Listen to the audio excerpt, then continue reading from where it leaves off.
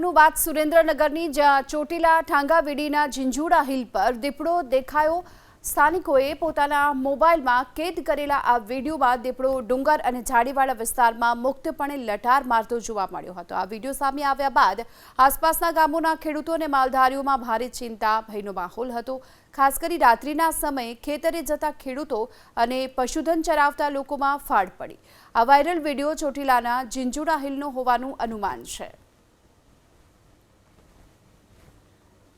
તો આ દ્રશ્યો છે કે જે સુરેન્દ્રનગરના ચોટીલાના જે ઝીંઝુડા વિસ્તારનો છે અને ઝીંઝુડા હિલનો આ વિડીયો હોવાનું સામે આવી રહ્યું છે, જ્યાં દીપડો દેખાયો છે, જ્યાં કેટલાક જે લોકોએ આ દીપડાની લટાર જે મોબાઈલ કેમેરામાં કેદ કરી હતી, જેને લઈને હાલ તો લોકોમાં પણ ભયનો માહોલ જોવા મળી રહ્યો છે। મુક્તપણે આ પ્રકારે આ દીપડો લટાર મારતો જોવા મળી રહ્યો છે।